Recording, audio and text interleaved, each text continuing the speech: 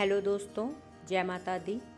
अभी कुछ ही समय पहले हम लोगों ने श्री माता वैष्णो देवी की यात्रा की है और अगर आप भी अपनी यात्रा करना चाहते हैं तो ये वीडियो आपके लिए बहुत हेल्पफुल होने वाला है। तो हम लोगों ने अपनी यात्रा गोविंदपुरी रेलवे स्टेशन कानपुर से स्टार्ट की थी और जो हमारी ट्रेन थी वो लगभग 1:15 बजे की थी। हम लोग 1:15 बजे रेलवे स्टेशन पर पहुंच गए थे और अपनी ट्रेन का इंतज़ार कर रहे थे। कुछ ऐसा दिखता है गोविंदपुर रेलवे स्टेशन कानपुर का जो कि है। तो हम लोगों को यहीं से डायरेक्ट कटरा तक की ट्रेन मिल गई थी जो कि अभी कुछ ही समय पहले स्टार्ट हुई है, 2-3 महीने पहले ही स्टार्ट हुई थी। तो मैं इंतज़ार करते हुए अपनी ट्रेन का, तो जैसे ही ट्रेन आई मैं बोर्डिंग कर रही थी और जो लोग मुझे छोड़ने आए थे उनको बाय बाय बोलते हुए अपना सफ़र स्टार्ट कर रही थी। तो जब मैं रास्ते में जा रही थी बहुत से मनमोहक दृश्य दिखाई दिए। उनमें से कुछ दृश्य मैं आपको दिखाती हूँ। ये सनसेट का है। जब हम लोग लगभग टुंडला से अलीगढ़ के रास्ते में थे तो ये मुझे अच्छा लगा, मुझे लगा आपको दिखाना चाहिए। और उसके बाद रात हम लोग ट्रेन पर ही बिताए और अगले दिन सुबह जब हम लोग कटरा पहुँचे तो वहाँ पर भी बहुत ही सुंदर सुंदर से व्यूज़ थे सारे। तो बट ऑब्वियस है कैप्चर करना पॉसिबल नहीं था। जो कुछ मैं कैप्चर कर पाई वो आपको दिखा रही हूँ। तो ये देखिए, कुछ वैलीज़ हैं, ब्रिजेज़ हैं, टनल्स थे। तो उन सब को मैं इतना सुंदर दिख रहा था कि उतना वो ब्यूटी कैप्चर करना तो मुश्किल है, फिर भी कोशिश की है। और लगभग 9:30 बजे हम लोग कटरा पहुँच गए थे। जैसे ही ट्रेन रुकी, ट्रेन से उतरने का समय अब आ गया था। डिबोर्डिंग की मैंने ट्रेन से और मन में बस यही चल रहा था कि अब हम लोग कैसे यात्रा करेंगे। तो जैसे ही हम लोग रेलवे स्टेशन से बाहर निकले तो वहीं पर हमारा ये जो व्यू था, जैसे ही त्रिकुटा पर्वत को देखते हैं तो लगता है हाँ अब हम लोग वैष्णो देवी पहुंच चुके हैं। ये होटल आप देख रहे हैं मयूर होटल, जहां पर हम लोग एक दिन रुके थे और उसके बाद अब वहाँ रुके हैं। इस कन्हैया न्यूट्री कुलचा के बारे में हमने बहुत सुना था, तो चलिए आपको भी उस शॉप पे ले चलते हैं। जब आप मेन मार्केट की तरफ जाओगे वहीं से सीधा रास्ता गया हुआ है, कुछ ही दूरी चलोगे ये शॉप आ जाएगी। तो ये देखिए, ये जो आप देख रहे हैं गोल गोल सा, तो ये वहाँ का कल्हाड़ी चीज़ है जिससे ये कल्हाड़ी कुलचा बनाते हैं। आप रेट भी देख पा रहे होगे, बहुत ही नॉमिनल है। अगर आप प्लान कीजिएगा अपनी ट्रैवलिंग वहाँ जाइएगा तो ज़रूर खा के आइएगा। और पूरा वेज ही वहाँ पर मिलता है।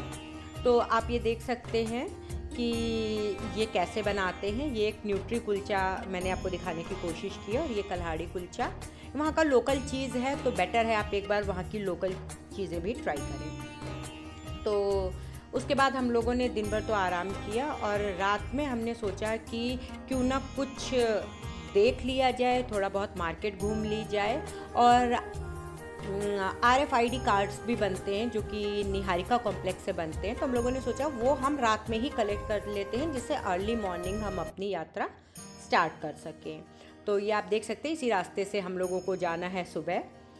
तो हम लोग गए निहारिका कॉम्प्लेक्स में, आपको जाना रहेगा, वहाँ पर थोड़ी सी भीड़ रहती है और यहीं से आपको जा कर के आपके RFID कार्ड्स आप कलेक्ट कर सकते हैं। कुछ इस टाइप का आपको दिखेगा और श्राइन बोर्ड की तरफ से सारी सुविधाएं दी गई हैं। फिर हम लोगों ने एक चंचला ढाबा के बारे में बहुत सुना था, तो हम लोगों ने सोचा कि क्यों ना वहीं पर जा कर के आज का डिनर करते हैं। तो कुछ इस टाइप का दिखता है। हाँ, थोड़ा सा रिनोवेट नहीं हुआ है क्योंकि ये पुराना ढाबा है। आप इसकी साफ़ सफाई पर इतना मत जाइएगा।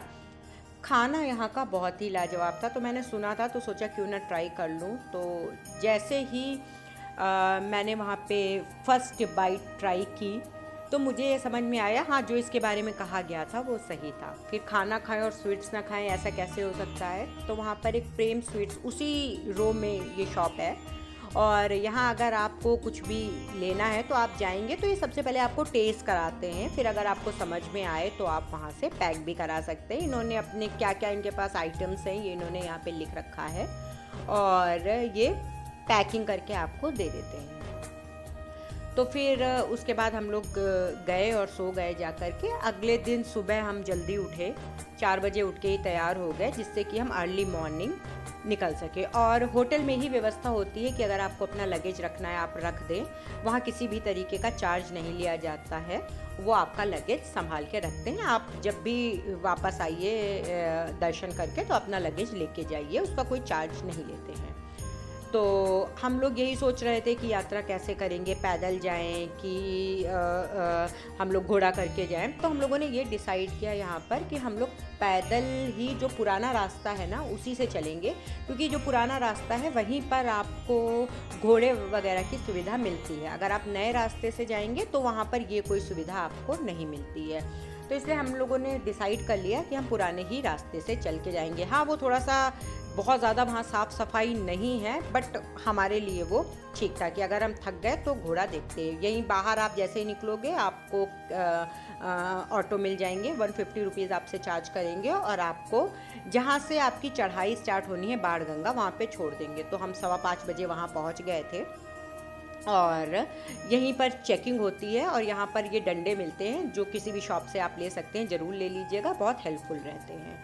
तो देखिए हमने कई सारी चीज़ें देखी थी, कोई बता रहा था कितना टाइम लगता है, हम लोगों को भी आइडिया नहीं था। ये पहला माइलस्टोन आप समझ लीजिए, जब आप चलेंगे तो चरण पादुका है, तो वहाँ पर धीरे धीरे करते हुए हम लोग पहुँच गए और लगा कि हाँ चलो हम लोग कुछ डिस्टेंस कवर करके आ गए। लगभग 1 किलोमीटर का रास्ता हम तय कर चुके थे चरण पादुका पहुँचने तक। और मैं अगर आपको सच बताऊँ तो 4.5 घंटे में थोड़ा बहुत रुकते रुकाते 2-2 मिनट 3-3 मिनट के स्टॉपेज लेते हुए हम लोग 4.5 घंटे में पहुंच गए थे। और जैसा हम सोच रहे थे कि पहले अर्धकुमारी तक पहुंचते हैं, अर्धकुमारी पर हम बैटरी कार की एक बार बुकिंग के लिए ट्राई करेंगे, अगर मिल जाता है तो ठीक है, नहीं मिल जाता है तो फिर हम पैदल ही चलेंगे। तो हम लोग करीब 1.5-2 घंटे में, 2-2.25 घंटे में हम लोग अर्धकुमारी पहुंच गए थे। ये आप लाइन देख रहे होंगे, ये लाइन लगी है जो लोग बैटरी कार ऑफलाइन बुकिंग कराना चाहते हैं। पर यहाँ के एक्सपीरियंस से मैं आपको ये बता सकती हूँ कि that is totally wastage of time, क्योंकि इतनी लंबी लाइन है। अगर कोई कैंसिल करता है सबसे पहले उनको मिलता है, सबसे पहले जिन्होंने ऑनलाइन बुकिंग की होती है वो जाते हैं, अगर वो कैंसिल करते हैं तो 1-2 लोगों को मिलता है। अभी आप देख रहे होंगे रात आपको लग रही होगी, लेकिन ये हम लोगों ने व्यूज़ लिए जो कि अर्ली मॉर्निंग थी इसलिए ऐसे व्यूज़ लग रहे हैं। तो 10:30 बजे 1 घंटा हमारा वेस्ट हुआ। हम 7:30 बजे से 8 बजे तक हमने वेट किया कि हमको मिल जाए। अब हम यहाँ पे प्रेमिसेस में पहुँच गए हैं। तो आप एक बात ध्यान रखिएगा कि जब आप चलेंगे तो यहीं पे पार्वती भवन है, आप यहीं अपना लगेज सबमिट करते हैं। हमसे गलती हुई थी, हमको नहीं पता था, हम आगे निकल गए थे थोड़ा, फिर वहाँ पर 500 मीटर और चलना पड़ा, सीढ़ियाँ उतरते हैं और चढ़ते हैं, वो टाइम वेस्टेज है और थकान भी आती है। अब जब आप दर्शन करने जाएंगे तो करीब हम प्रसाद भी आप यहीं से ले सकते हैं जहाँ से मैंने आपको बताया, और भेंट उसको बोलते हैं। आप नारियल ले लीजिएगा, वरना अंदर सब नारियल देते हैं जो बाद में प्रसाद के रूप में मिलता है, तो फिर आपको लगेगा कि हम भूल गए। तो ये देखिए यही एक रो है, इसी रो से आपको हो करके दर्शन के लिए जाना होगा। वहाँ पर आपका मोबाइल फ़ोन वगैरह कुछ भी अलाउड नहीं होता है। जो लॉकर्स आपको मिलते हैं, निःशुल्क सुविधा है, आप वहीं रख दें और यहीं से आप अंदर जा करके एंट्री करते हैं। काफ़ी सुंदर बना रखा है, मूर्तियाँ वगैरह स्टार्टिंग से ही बड़ी बड़ी सी अच्छी लगा रखी है। नवरात्रि का समय था जब हम लोग गए थे, तो इसलिए ये आपको कुछ एक्स्ट्रा सजावट भी वहाँ दिख रही थी। हालांकि धीरे धीरे करके सब सफाई चल रही थी जब हम लोग गए थे, लेकिन देख सकते हैं थोड़ी खड़ी चढ़ाई थी। लेकिन अब जाने में तो आसान रहता है, आने में थोड़ा सी थकान होती है। तो इसी क्यू से आप जाएंगे, यहाँ पर आपकी फ्रिस्किंग होगी और फिर आपको यहाँ पर अंदर कर दिया जाएगा। जब तक कि आप लगभग माता रानी के मंदिर तक नहीं पहुँच जाते, तब तक कि आप ऐसे ही मेल फीमेल एक ही लाइन में कंबाइन होकर के जाते हैं, और जब आप मंदिर के निकट पहुँचते हैं तो वहाँ पर लाइन थोड़ी सी चेंज कर दी जाती है। तो बोलिए जय माता दी। हम लोगों ने दर्शन कर लिए। अब हम लोगों ने भैरव बाबा जाने के लिए रोपवे बुक कर रखी थी, तो करीब 12:30 बजे 1-1.5 घंटा हम लोगों को लग गया था, क्योंकि वो भोग आरती चल रही थी, इसलिए तो 1-1.5 घंटे हम लाइन में लगे रहे। ये भैरव बाबा के लिए हमने ऑनलाइन ही रोपवे बुक की थी। सजेशन भी मेरा यही है कि आप ऑनलाइन ही बुक कर लो, काफ़ी सीट्स रहती हैं। अगर आप ऑफलाइन के चक्कर में पड़ोगे तो जो रोपवे में हम लोगों की दूसरे लोगों से कन्वर्सेशन हुई तो उसमें पता चला कि नहीं बुक हो पाती है, सीट्स नहीं मिल पाती हैं। तो वहाँ से हम लोगों ने ये जो भैरव बाबा तक का रास्ता है भवन से करीब 2-2.5 किलोमीटर का ही है, लेकिन इतनी सीधी चढ़ाई है कि आपको बहुत थकान आ जाती है। हमारा तो वैसे रात में वहाँ स्टे का भी प्लान था, बुक कर रखा था हमने रूम, और यहाँ से कुछ बहुत ही सुंदर आपको दिखाई देता है। वीडियो बनाने की हमने पूरी तरीके से कोशिश की थी कि जिससे आपको पूरा ये व्यू दिखा सके। तो ये आप मुश्किल से 2-3 मिनट में आप वहाँ पहुँच जाओगे, और आपको पुराने जब हम लोग बच्चे हुआ करते थे और झूले झूलते थे, स्विंग्स करते थे, तो वैसा कुछ फील आएगा। और भैरव बाबा मंदिर में भी आपको 1 घंटे का समय लग जाएगा दर्शन करते हुए, क्योंकि वहाँ पे भी लाइन लगी होती है। और उसके बाद फिर आपको यही रोपवे 100 रुपीज़ टिकट थे, और यही रोपवे आपको छोड़ देगी जा कर के दोबारा भवन तक। तो बेटर है कि आप ये बुक कर लें तो ज़्यादा आपको थकान नहीं होगी।